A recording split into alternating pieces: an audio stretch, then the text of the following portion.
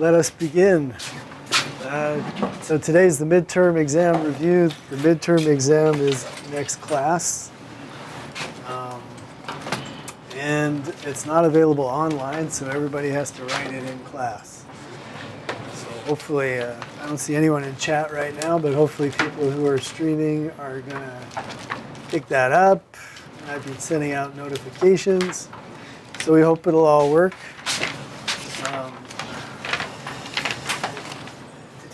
Right, and if you can't make it on Thursday, email me, let me know, and we'll find a date that does work. You should have a good reason, though. So, 40 questions on the exam. Went up by 5 over the weekend. They're a combination of multiple choice and true-false questions drawn from 1 through 7 of the textbook. We're going to go through an entire kind of review bank together today. So, the questions you see today, a subset of them will be on the exam. And we'll add in little bits and pieces as well to try to make it something more than just a information download, we hope. So the Kahoots also contain all the stuff. If you want to rehearse using the Kahoots, there that is. Okay. Yes, Gino.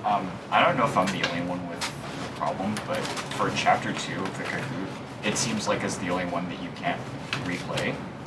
Oh, is that right? The other ones, I'm able to do that. Oh, okay. I'll let me check it out. I don't think I said anything different, and I wasn't even I didn't know how many times you could replay it. So, but let me see if I'll look for settings and stuff. Does anybody happen to know anything about that? I doubt it, right? It's pretty obscure. Kahoots.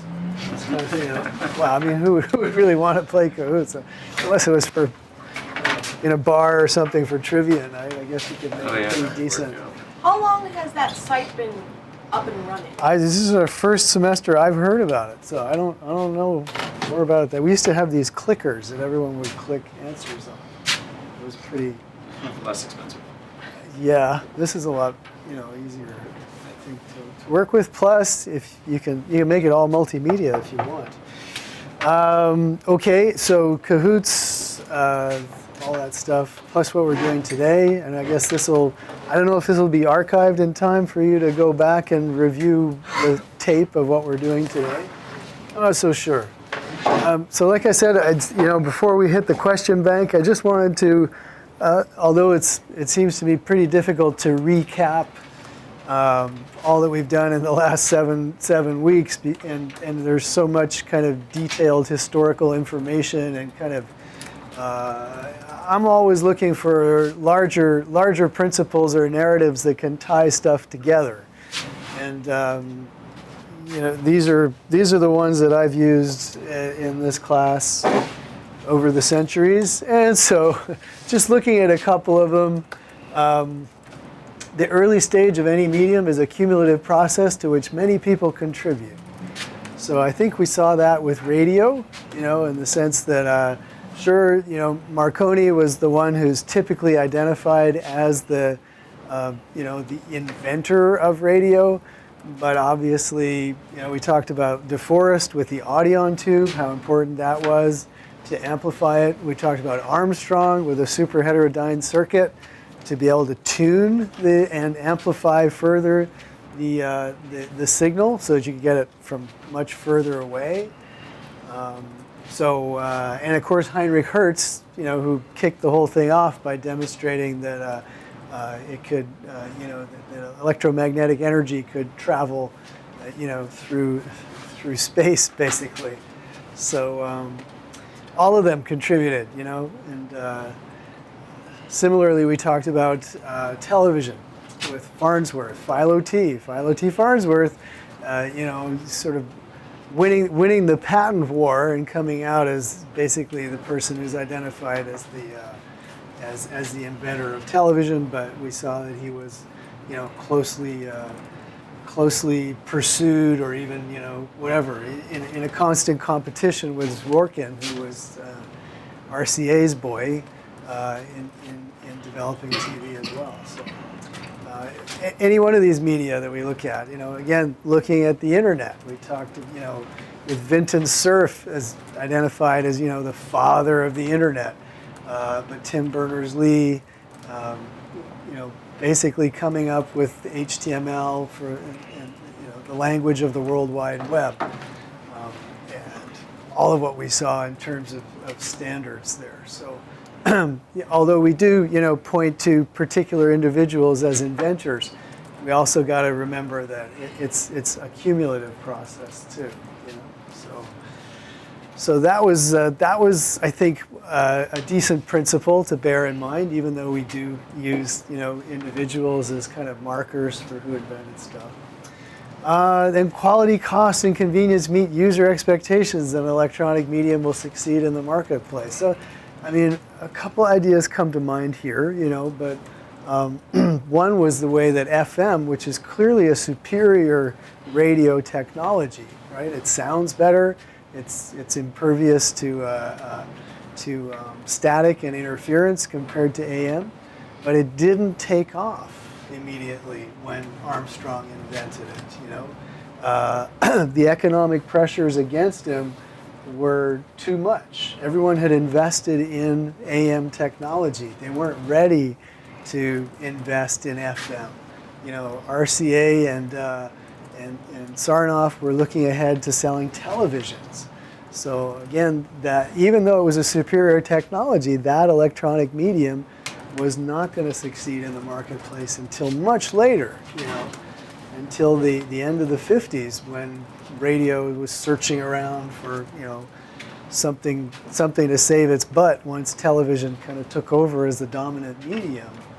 And, if it wasn't for rock and roll, radio might have, switched over to probably an all-talk format much, much sooner. But as it was, with rock and roll, a whole generation of young people start listening to the radio to hear quality music, and that means that then FM has an opportunity, because it's people want to hear that quality music, and you got transistor technology and such. It brings the price down, so FM gets another life there.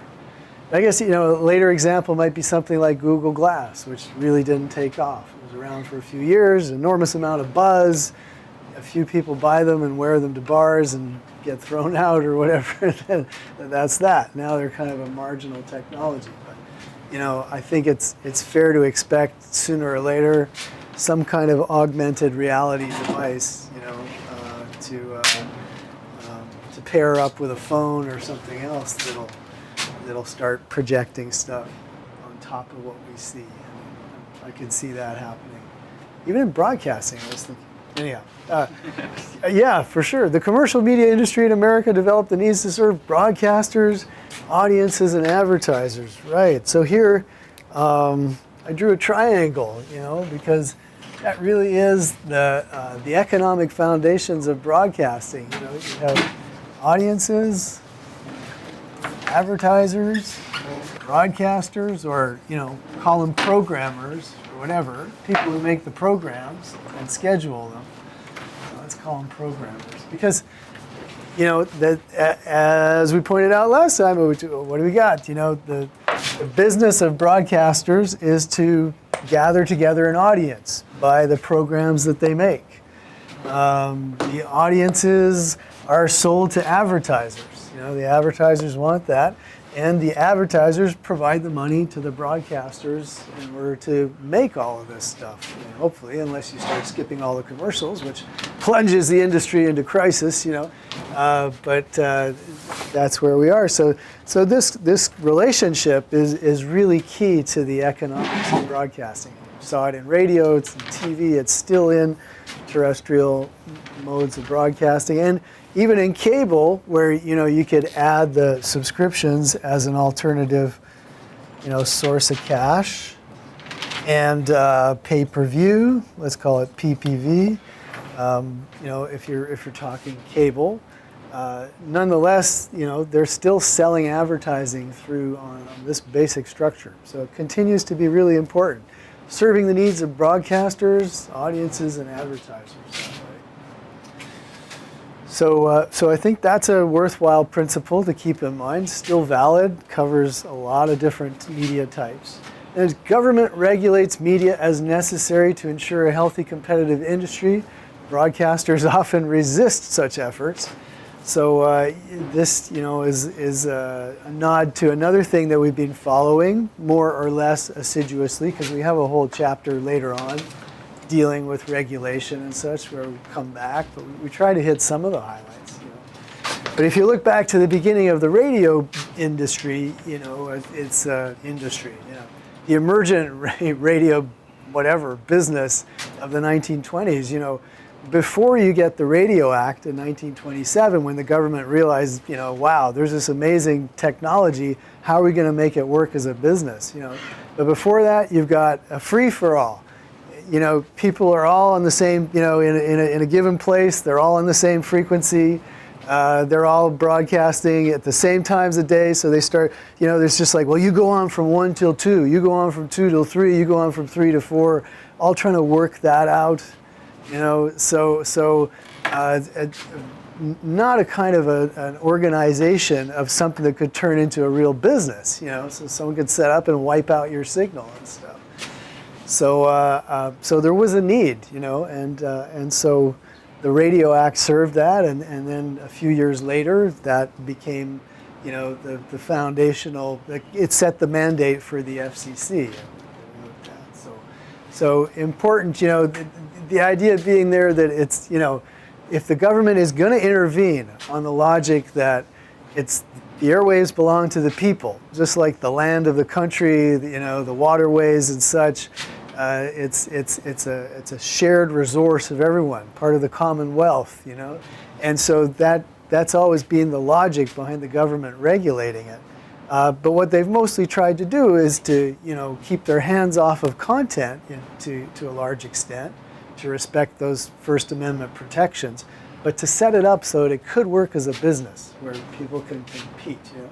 And then we'll see this in time again. Broadcasters always trying to push back and try to limit the amount of regulation that actually gets enacted. I mean, even looking at the current, the pushback against the Obama rules on net neutrality. It's a constant give and take, where the businesses are always trying to push back against government regulation. I fear I do talk too much, but this one's an easy one, so we'll do that, and then we'll play some review, and then we could check out a few of the others. The content of a new medium is often an old medium, so we didn't go as far into it as we could have, but all of the old variety shows, a lot of the detective dramas, the genres that were made popular on radio moved over to television almost immediately. We talked about in terms of politics, about how when politicians found out that they could jump over the media gatekeepers and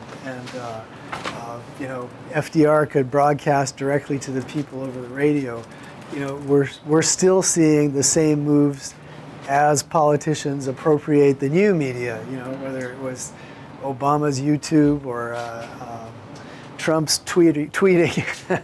It's like they're all working off the same playbook. Hey, we can jump, yeah. Yeah, that reminds me of podcasts a lot. I listen to a lot of podcasts, but how they've gone from, originally just audio only, like, oh, now it's also on YouTube too. Now you can actually watch and listen, or now they stream it live too, so you can watch it in all different varieties. So it's just like it's all coming together. It reminds me how it's new but old. Great point. So, yeah. Yeah, great point. So it's like talk radio, but on a downloadable format. Yeah. And plus they're expanding it. Yeah, it's a good point. Yeah, another great example. I mean, it stands to reason that there's a back catalog of a lot of new media. I mean, even I've been reading up on VR and such, just trying to stay aware. So I mean, it'll be a long time before we have immersive, 3D depth VR types of entertainments. Although I know we have some pretty simple game animation type of things. But there's I was reading about basically a VR theater that you sit in, and then you see 2D movies projected up on a screen. It's like, it's kind of weird, But again, it's like, really, what's up there? You're watching the movie. That's the old medium. But the new medium, before we really have the abilities, we're going to watch flat old movies on a screen, but look around us and hey, we're in a movie theater. This is cool. So there's a lot of examples of that. So therefore, probably a decent principle to keep in mind. Okay. Sorry, I can't resist these. American broadcast is structured in terms of local network dynamic. Media are mandated to serve the local community, but at the same time, media take advantage of joining into networks. So if we go right back again to the early days of radio and the idea of chain broadcasting, which was what we called networks before they thought of calling them networks, right? The idea that you could get several stations together to share programming, and that would create, a larger audience that you could then sell to advertisers in several different locations and such. So it's kind of like an economy of scale. You know that idea where it's like the things get cheaper the more you can get more and more people using the same resource. It turns out to be more economical. So, you can produce top quality programming, and since you're using it to get an audience of hundreds of thousands instead of just tens of thousands, it becomes a better business proposition. So, the idea of banding together in networks to share content and then develop an audience that you can sell to larger groups of advertisers. That's a big advantage to the network dynamic. And network in a different sense is if we follow that concept out to the current internet network idea, of a great web of interconnected computers, it just demonstrates further how important the concept of networks are to us. And yet, there's still the fact is in old terrestrial broadcasting, the FCC licenses stations on a local basis. You get a license to broadcast in San Francisco. Even if you later on stream, or simultaneously stream your signal, then you'll go global basically. But the local level is still very important because that's where stations are licensed, and that's where in a media environment with a glut of programming from all over the place, one of the only ways that local media can still compete is by going more local, having better local coverage, by playing local bands. How else can you compete against gigantic global services? So local's still pretty important.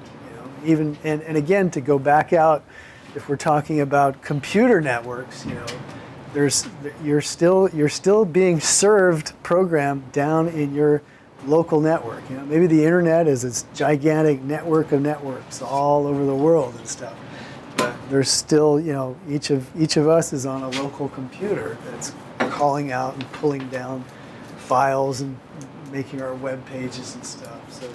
So local network dynamic, I think it operates as a useful concept in a lot of different areas that we've been talking about. The last couple, seriously, let's leave those for a second. Too much talk, right? So convergence refers to the blurring of boundaries between different types of electronic communication. True or false? True. Okay, let's mark that as true. Any examples that we could have of convergence? TV and radio. TV and radio on the web, for instance. The web bringing, go to a YouTube page or go to YouTube and you'll see little bits of video, little bits of audio podcasts, stuff. So convergence. Or like you watch the NFL page and you're watching like the Raiders against whoever played on. So you could have streaming video of it. You could have here. Play-by-play. So yeah. Yeah.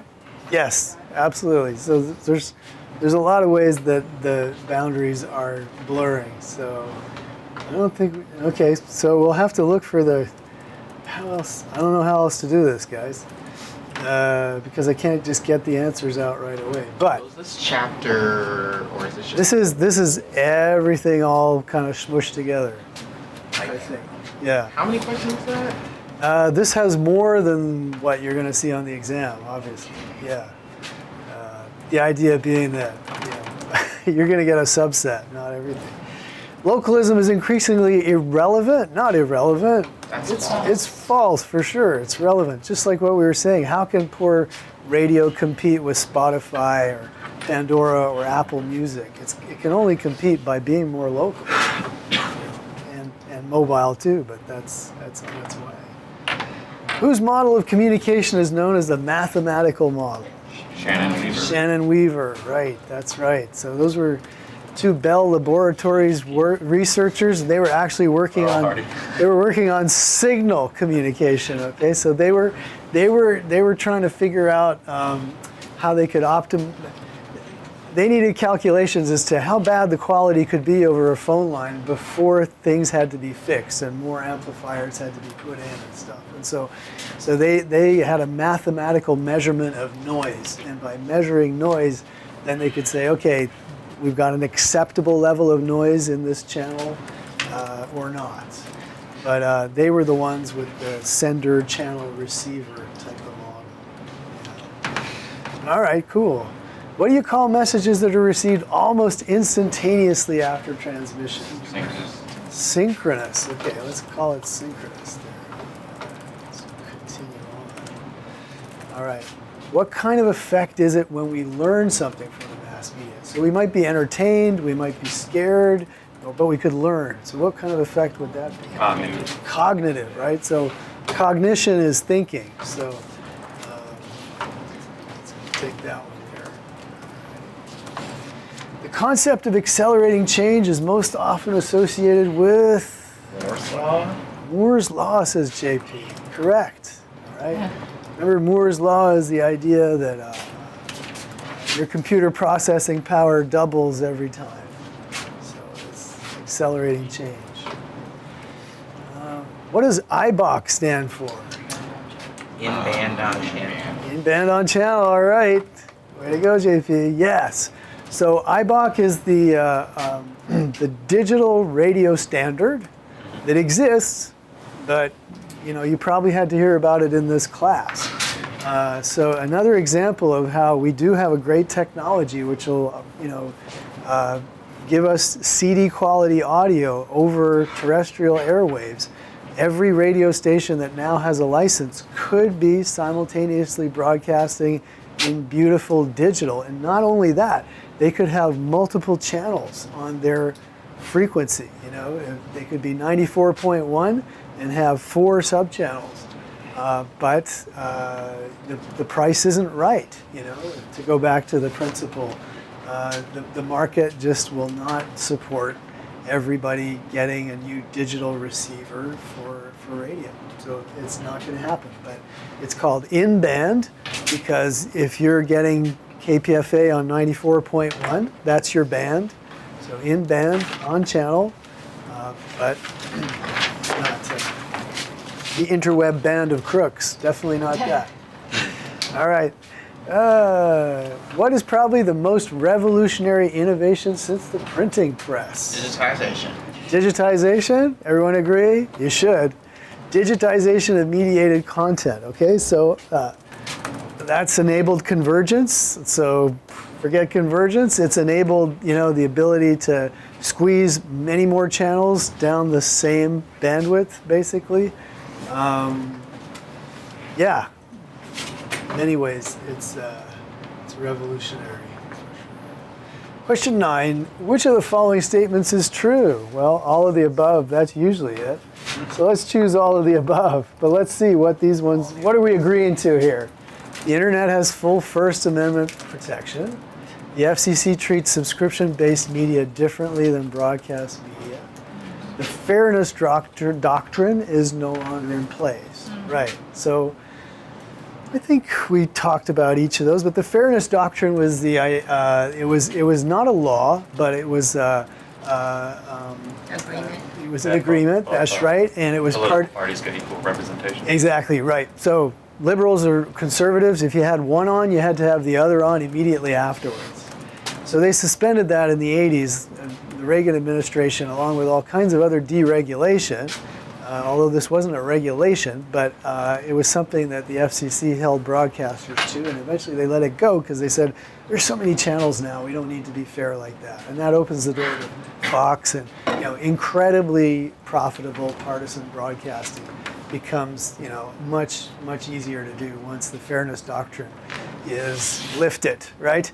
The FCC treats subscription-based media differently, so that's true because subscription-based media doesn't happen over the airwaves. It happens over cable TV. And so, the FCC's mandate is limited in terms of content control and content regulation. It's limited to over-the-air broadcasting because that, as the public good, is policed the way that government says, well, you're polluting the waters. We can fine you for that. If you're polluting the airwaves, oh no, I'm going to run out of time. I should have put a lot more time on this. What am I going to do? I'll just start another. I guess I can get another one out of this. And so on and so forth. So, okay. Now I'm rushing. Got to get it all in a minute. Let me just try to give myself a little more time here. 35 seconds. What shall I do? FM radio, which provides superior signal quality, rapidly overtook AM radio when it was developed. True or false? That's true. Oh, that's false. It didn't overtake AM radio for 25 years. That's right. Off we go. That's true, actually. You got to mark it. Oh, sorry. We can't have a perfect result. Who proved that electromagnetic energy traveled through the air? It hurts. Hurts. Oh, it hurts. Okay. Oh, it hurts. There you go. David Sarnoff's radio music box memo described a way to make money from broadcast radio. True. It's true. It's true. He wrote that ages before they thought that they'd put music on radio. DeForest invented what? The what? The Audion. The Audion. Yeah. Certainly not all of the above. The Audion. Yeah. DeForest, he was prolific. Not all of it. Congress has the right to regulate broadcasting because... What would you say? Both? Airways belong to the people. What do you say? Position of which season? Yeah, we don't even know what ANC are. Yeah, so well, let's give it to you here. It's the airways belong to the people, just like we were saying. Yeah. The others, well, the American broadcasting system is a commercial enterprise, but that doesn't mean we can regulate everything that's commercial. That would be anti-American. Early radio, when unregulated, generated too much interference. So that's sort of nonsense, right? It was, so the answer is the airways belong to the people. Okay, so just the way the land is for all Americans, so is the airwaves. So that's why the government, representing us, does that. So prior to the Radio Act of 1927, stations were encouraged to take turns broadcasting. Legislation was inadequate to regulate commercial radio. All radio stations broadcast on the same frequency. What do you say? All of the above? Sure. Go for it. Why not? Just wing it. Okay. During World War I, patents related to wireless communication were... Oh, all these shuffles don't work, do they? Gosh, good thing I'm not giving this online. Oh, I guess both A and B. Both A and B, I think, too, right? Yeah. So they're placed in a patent pool, right? So everyone was able to draw on them and improve them. And they were also taken over by the federal government. That's how they could pool them like that. So the result was a huge, improvement in radio after the war because they'd been able to work with the best technology possible. I'll head on to the next one. Westinghouse was interested in broadcasting because it would improve the moral climate. I doubt it. Allow them to build an additional revenue stream from advertising? I don't think so. Sell more receivers, right? Yeah. Remember, there was a deal in early radio where AT&T would carry the signals Westinghouse was a builder of radio receivers, and the emerging networks did the programming, the wholesome entertainment. So Westinghouse wasn't in that business. Okay. What we call a network today was called what? Chain broadcasting, right? Because they would chain the signal from one place to another. Awesome. You guys got that one for sure. Question 19. Airing radio newscasts was so controversial that it led to the newspaper press radio war settled by the Biltmore Agreement, which placed a number of limitations on radio news. Sounds true to me. Whenever it gets so complicated, like why would I fantasize something false, right? That is a fact. You know, radio was regarded as a threat to the newspaper industry. There's always competition as a new medium comes in. And so in order to get some kind of cooperation going, they made an agreement between them, which was soon broken, which was that radio would hold off on the breaking news until the newspapers had had a chance to publish. I don't want to take us out, but if we get back to media struggle to balance the sometimes contradictory imperatives to serve the public good and to make money for investors. This, I think, is a principle that is you can often see in news and public affairs programming. Because, if you think that the public good is to be well informed, accurately, responsibly, we keep on seeing the way that media companies, fall down at that in order to make money.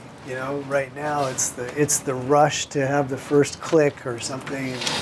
The story that's too good to fact check before you publish it, and that you can take it down 6 hours later, even if it's false, and you've done your job. You've got a ton of clicks to your site. You're getting more advertising money, but you're not serving the public good.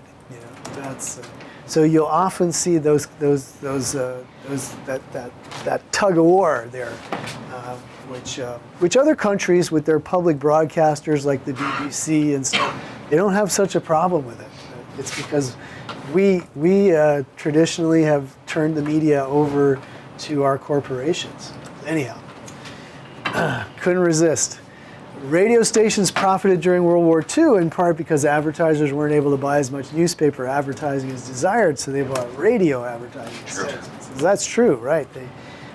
So radio was like infinitely expandable resource. They could get. Broadcast affiliates are independent stations without network associations. Read this one carefully.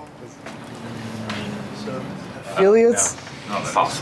False? We say false, okay? Let's say why, okay? So if you're an affiliate, you're an affiliate of what? You're an affiliate of a network, right? So if you're Channel 2, KTVU, you're an affiliate of the Fox network. So you're an affiliate, and then it says independent without network association. Well, that's contrary. It's absolutely false, right? Right, because if you're KTVU and you're a Fox network affiliate, you have a network association with Fox. So to be an affiliate, when we say an affiliate, it means that you've signed a contract with a network, right? You're going to clear all the programming that they give to you. So this one's false. Cable TV, CATV, can be considered a precursor. Oh, CA. So CA stood for Community Antenna Television. Okay, so this one's going to be true for sure. So in the early days, remember we talked about cable as the start of the business was really in local areas which didn't get good reception. Someone would put an antenna up on a mountaintop or something and then run the signal down and distribute it around to different people's houses. And so that's why they called it community antenna, because the whole community had that one antenna. And that, little thing grew into the gigantic cable television business that we have now. Comcast. Just as with radio, early television was dominated by networks. Fair to say? False? Why false? There was ABC, CBS, NBC. There was Dumont, right? So, and there were some local stations, but again, without the economy of scale, without all those shows being pumped to you from Los Angeles or from New York, what were you going to put on your show, your television station? So yeah, they were definitely dominated by networks. Okay. The Advanced Television Systems Committee, ATSC, adopted the broadcast standard used as HDTV. True. True, that is correct. In 2009, after years and years and years of preparing this, we went with the ATSC standard, right? Remember, the old standard was called NTSC, which was with us from the 1930s? No, wait, 1940s, right? And then it was modified to accept color, but then when we went to high definition TV in 2009, it was the ATSC standard. There we go. Who was associated with the development of television? Well, all of these folks, remember? John Logie Baird, which might... Cool name. So, Logie for short. So Logie used to, so Logie had a mechanical TV that was too loud and useless, right?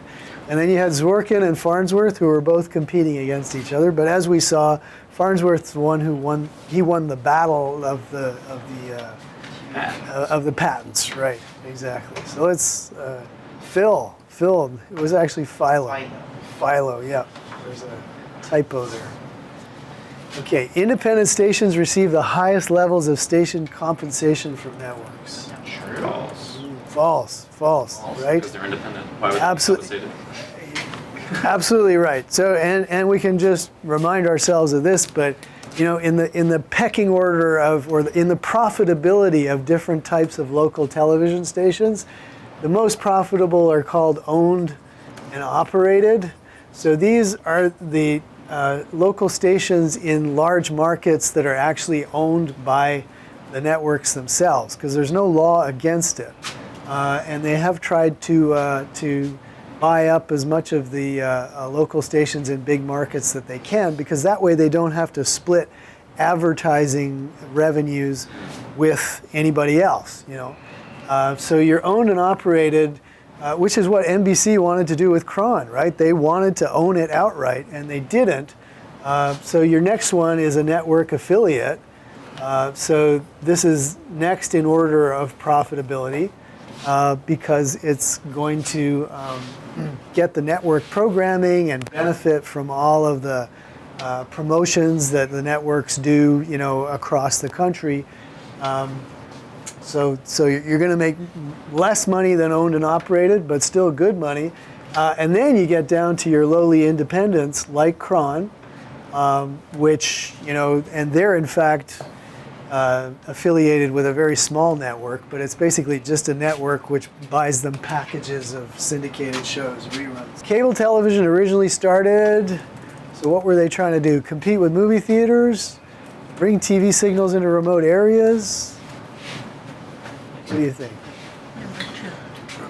Second one, right? Yeah, we could call it B, I guess. But yeah, so cable TV starts as a way to bring signals into remote areas where the reception was bad. Which of the following best describes network clearance? So what are we talking about with network clearance? Network pays affiliates for airing network programs. Other ideas? It's being network to receive. Second one. Third one. Leave the pay out of it. So clearance just refers to the agreement to actually air all of those shows. Carriage rules. So it's all out of order again. So let's just look at it. I mean, carriage rules was the idea. I mean, it still exists. Basically, the idea was to make sure that the cable operator didn't cut out the local television station in whatever market the cable operator entered into. So if you're Comcast and you're coming to San Francisco, the carriage rules require you to go to, you know, our local ABC, CBS, NBC stations and contract with them to carry those particular stations. Otherwise, a cable company like Comcast could go to just the cheapest possible market and take the ABC, CBS, NBC affiliate from there and put them onto Comcast all over North America. You see the danger was in the minds of the regulator was that if you allow cable to bring in signals from outside of the local market, then your local affiliates get screwed, because you'll bring in a signal from Santa Cruz or from Los Angeles or something, and then what happens to your local affiliate here? They get cut out of cable, and the more that people watch TV through cable, the worse that gets. So carriage rules were put in place to make sure that the cable operator had to show, the commonly watched stations that are in the local market. Now the only thing is, the local station can also decline to go on to cable. So it's not automatic. It's not necessarily, but the cable operator is required to go and suggest it, and then after that, they can see about what they want to do or not. So it is a rule. And it wasn't later dropped. Still is a rule. Okay. In 1961, I love this guy, Newton Minow, said the TV was Vast wasteland. a vast wasteland. Yes, terrible. Okay, over-the-top TV is, this is an interesting one because it's so much of our moment. Is it a way of extending the primetime period by an hour per night? Or a taxation of satellite-delivered television content, or streaming services that provide content directly to TV, or settings that cable satellite customers can control to limit violence? Which one? That's the chip, right? The parental chip. Yeah. So which one do you think it is? OTT, over the top. OTT stands for over the top. Streaming services. Streaming services, that's correct. Yeah. So your TV, which plugs into the with an Ethernet cable plugging into your TV to give you access to, other providers, whether it's Roku, whether it's apps for Hulu or Netflix and stuff like that. So that's OTT, over the top television. And why do they call it over the top? It's because the set-top box. Yeah, it's too much, right? It's too crazy. No, it's because the set-top box was kind of the emblem of cable profiteering, right? It's like everybody subscribes to cable. You have to rent the box that goes on top of your, on top of your TV as well. And so that was when you go over the top, it means that you're getting programming that doesn't have to run through that cable box anymore, or come off the air. You can plug in an Ethernet cable into it, and you can get signals right on your TV, just the same way you get everything else. Which is again, if what's our little principle? Sorry, I'm obsessed with my principles today, but. When quality, cost, and convenience meet user expectations, well, when over-the-top TV becomes a reality, it's because it's convenient for mom and pop to, look, we got another 20 channels here through Roku or something, versus they're not going to go to their laptop and start watching TV that way. So the convenience is working. All right, question 32. Television made its first public debut in '39 in the New York World's Fair. True, that's right. Sarnoff was there selling it. There's movies you can see on YouTube. I wish we'd had time to see them. Lucille Ball's I Love Lucy was instrumental in which of the following changes to television programming and production? Using multiple camera filming, applying copyright protection to TV content, originating the syndication market. Right, so we're going to go for A and B, okay? Syndication plus multiple camera filming. Again, sorry it's all jumbled out of order here, but yeah. Although some people did it before her, she pioneered the 3-camera sitcom shooting setup where you'd have a set and you'd have 3 cameras pointing at the set.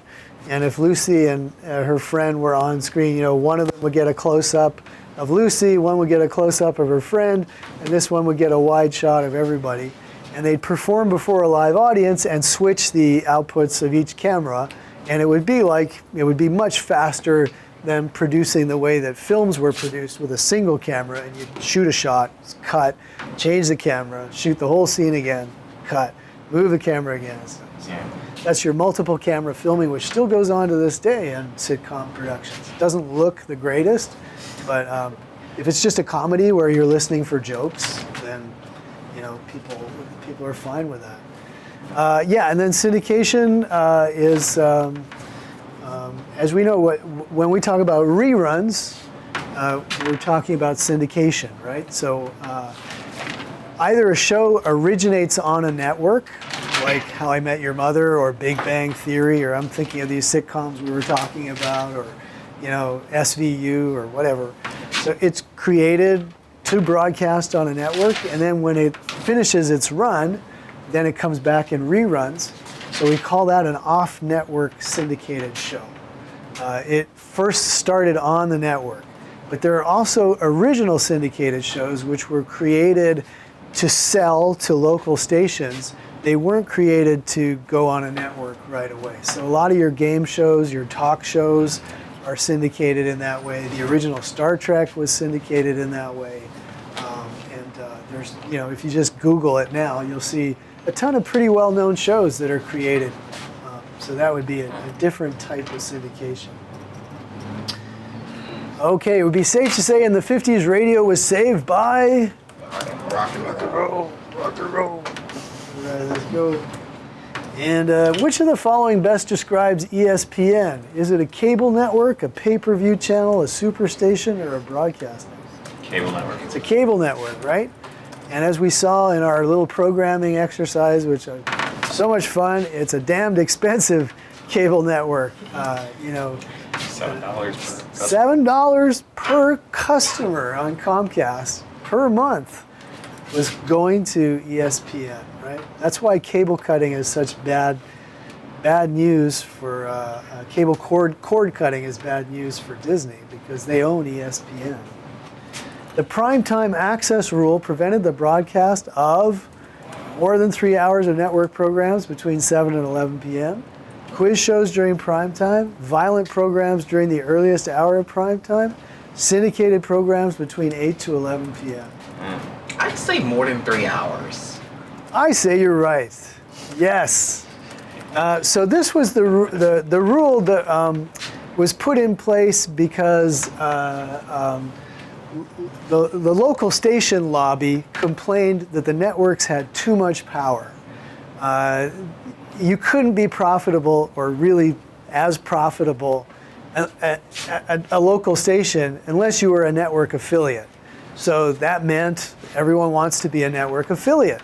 The problem is, based on clearance rules, when you're a network affiliate, you got to play everything that they give you. Local stations have to split 50-50 the revenue they make from advertising when they're showing the network content, right? So half of everything they make, they have to split, right?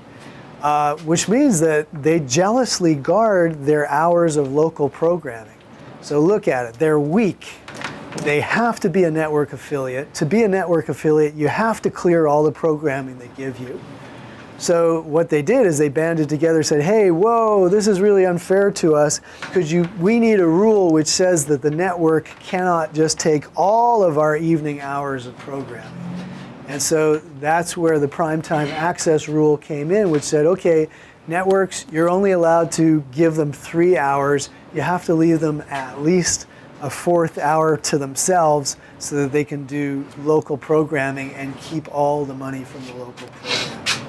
So that's why the Primetime Access Rule came in, still in there, still protecting local stations from, the networks taking over basically every hour of their day. I mean, the network doesn't care. After 11, most people are asleep, so then the local station gets it, but it's prime time that was really a threat.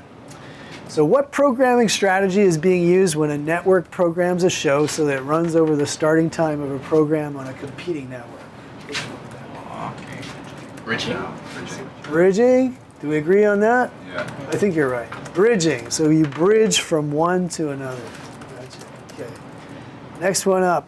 What programming strategy is used when a network programs 4 situation comedies into a 2-hour time period? Blocking. Blocking, right? You create a block. So you're not trying to block anybody else. You're trying to create a block of programs of the same type. Yeah. If a network schedules a new or weak program between 2 strong ones, it would be using what strategy? Hammocking. Hammocking, right? Yeah, because that's 2 strong ones, 1 weak one in the middle. And next up. When a network goes directly from one program to another program without a commercial break, this is an example of what? Seamless. Seamless. Seamless. Which of the following is not a first-run syndication program? Wow. Well, this one's not on the exam, guys, because I don't really know. Orange is the New Black. Well, let's see now. Orange is the New Black is a Netflix thing, right? So I don't think syndication is even an issue here. So there you go. So we got the right answer. But if you look at these other ones, yeah, Wheel of Fortune, Judge Judy, Entertainment Tonight. I saw an interview with Judge Judy recently, which she was, proudly, maybe arrogantly, talking about her approach to negotiating with CBS to get her show on or whatever. She basically just says she goes to lunch with Les Moonves, who's the most powerful executive in television. She says, we have lunch, I give him a figure on a piece of paper, and the next day they call back and they say, okay. And she says that's how it is every time. And she's like the most successful syndicated show ever. My goodness, what an industry. Plus the Harvey Weinstein thing. I'm sorry, it's just like, it's mind-blowing, that whole thing. Okay, the frequency and times of days that songs are played on the radio is called? Rotation. Rotation, yeah. Heavy rotation means that you got a song playing a lot. Right. Okay. Tentpoling is when a network schedules a new or poorly rated show between 2 successful shows. False, right? It's the opposite. Tentpoles are your high-performing shows that prop up the rest of the whole enterprise, right? Question 44. Non-commercial radio stations most often found between 88 to 92 megahertz seek underwriting rather than advertising. True or false? Think what's down there. 88.5 KQED, public radio station. 91.7 KALW, public radio station. Probably true. Right? So probably true, right? Because all of them, we know public radio stations just go after sponsors or underwriters rather than sell ads. Although they could do well selling ads, I bet you. The internet operates as a packet switch network. True. True. Okay, yeah, for sure. Switching those packets. Podcasts allow listeners to hear audio content on their own schedules. It can be archived on computers. True. Wow. The amount of content online is largely unlimited, but the speed of online delivery is constrained by bandwidth, right? Okay, so most of us have what are called broadband connections now through the telephone company, through Comcast, or through microwave with Monkey Brain if you happen to live in the area, or with Sonic. So yeah, these are all broadband internet connections, which can give you a faster data, so you can stream your movies and stuff like that. Alrighty. Software programs that allow surfing, navigating the web are called? Browsers. Browsers, because you're browsing. All right. The web is an ideal venue for reporting news because it can be richly presented in audio, video, text, and graphic formats.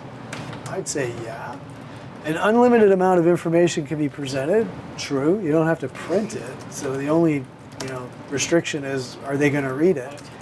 Late breaking news can be added almost instantaneously. All of the above. It's all of the above. It's all good. How come online news is not great? The internet is considered what type of network? Oh, here we go. Packet switch. How'd that jump in there? A duplicate. I guess it's important. Let's submit that quiz. You have 10 unanswered questions. Those are in the beginning. Okay. Now we get to see if we were actually right about all this. Let's see.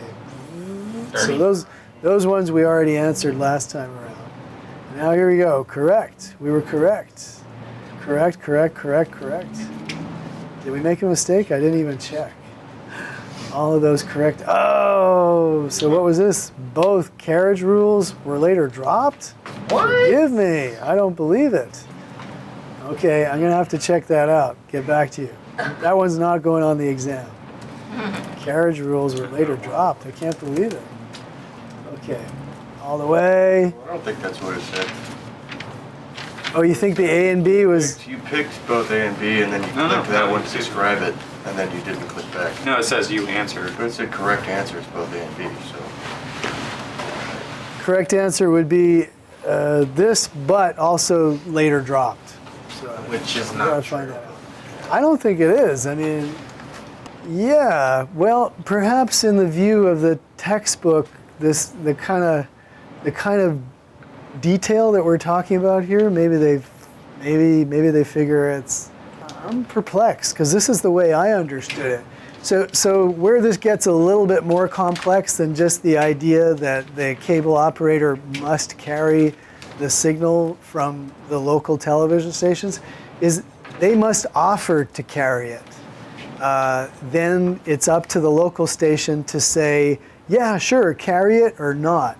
So what actually happens in the business is that Comcast goes to all of the local stations in San Francisco, says, okay, we got to offer you the chance for you to be on our network. And Cron and Coffee say, yes, do it, please, right? And CBS says, well, yeah, but you're going to have to pay. And so then Comcast actually winds up paying them. So, and if CBS says, yeah, but you're going to have to pay, and Comcast, for whatever reason, said, we don't want to pay, then CBS could say, okay, forget about must carry. You offered us the chance, and we said no. So this is the how it actually works is a little bit more complex, because the retransmission consent from a big network like CBS now costs money to the cable operator because CBS pays so many billions in sports franchise, sports licensing and all of that. So they get it back by demanding that the cable operator pay them for the right to retransmit.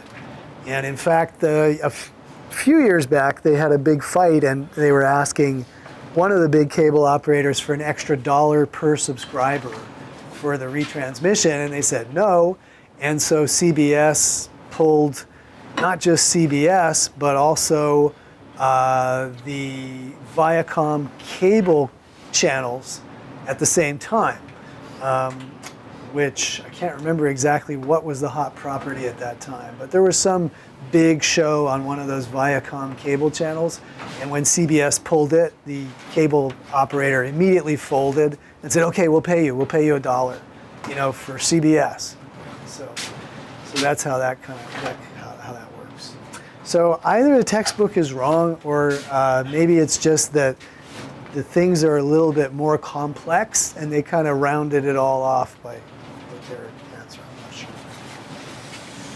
Whoa. Okay. Well, we got to the end of that. Thank goodness. And there are always all of those Kahoots for you guys to look at. And so maybe there's questions on the Kahoots that were not on all of these. Because there's 70 questions on the Kahoots, and we just reviewed 50 in class. So, there are another 20 out there that you haven't actually, looked at today. So if that bugs you, then go to the Kahoots and, consume. Otherwise, as you know, you can't do this online. You got to be in class next class. So. Any questions? Or JP? No card. No, I don't think so. I think you guys are well enough schooled. I was thinking about it on the weekend. Sort of like fishing with dynamite. Maybe not. Maybe not. I don't want to make light of this. I honor your wish to do really well. I think I got you set in a way that you can do well. So, yeah. No questions? Then we're done for the day. All right. We'll see you next class. Let me just see if there's any cheating questions.